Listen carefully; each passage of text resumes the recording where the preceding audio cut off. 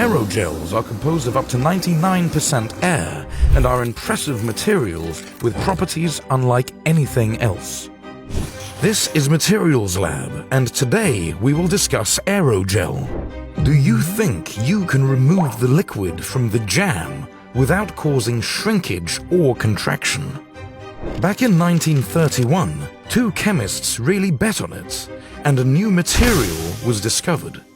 Let's see who won the bet and how the world was affected by this material made from 99% air.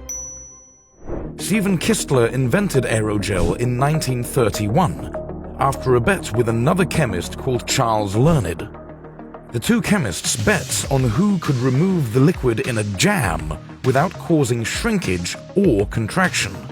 Stephen won the bet, and aerogel was born. Aerogel is created by forming a gel from a polymer and a solvent, then draining the liquid and replacing it with air. To do this, a gel is placed in a pressure vessel with a volume of the same liquid retained inside its pores. The liquid in the gel is gently changed into a supercritical fluid when it reaches the critical point. The reason why aerogel is blue is the same reason the sky is blue. Tiny particles make aerogel scatter blue light more than any other color. Transparent, super-insulating silica aerogels exhibit the lowest thermal conductivity of any solid known. And also, aerogel can hold 4,000 times its weight by force. A tiny piece of aerogel can support a 5.5-pound brick. In general, everything that can gel can be turned into an aerogel, be it polymers, carbons, metal oxides, or other mineral materials, said Dr. Matthias Kobel.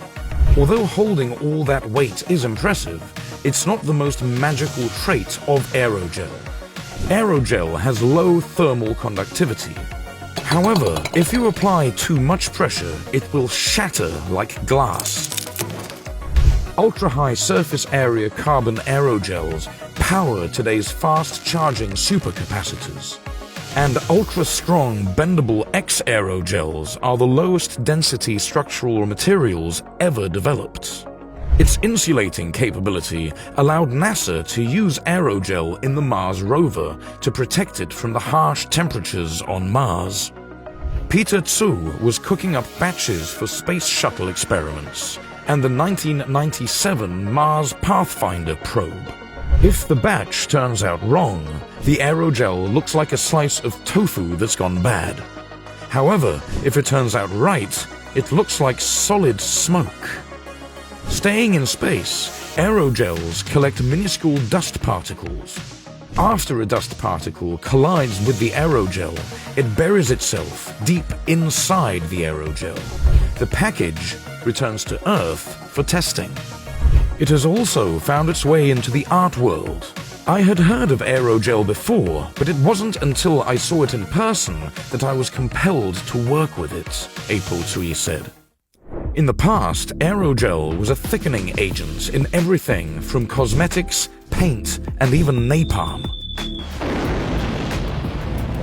If you were a smoker in the 60s or 70s, you likely had aerogel in your cigarette filter.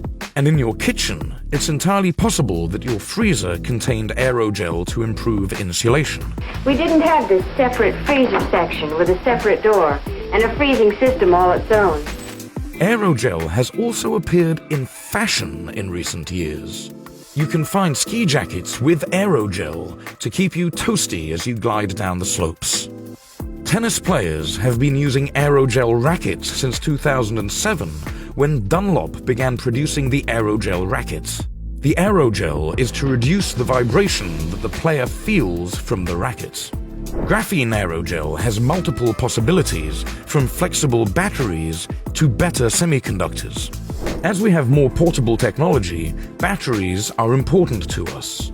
Carbon aerogel and carbon aerogel silicon materials offer both immediate and medium-term advances in cell energy density in a drop-in format. This is a low-cost solution that is readily available to blend into traditional graphene anode materials. Lastly, aerogels are widely applied in removing pollutants such as oils, toxic organic solvents, dyes, and heavy metal ions from aquatic environments.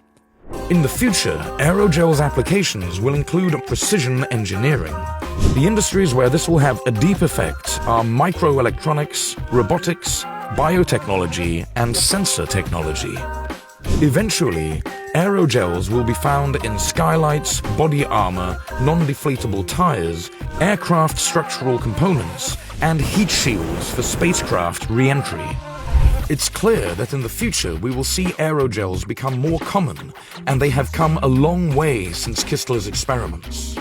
If the costs of producing aerogel drop, then it is highly likely we will see it appear in everyday life quicker than ever. It is like Ghost. It's actually solid. It is science cotton candy. Don't eat it, Chuck.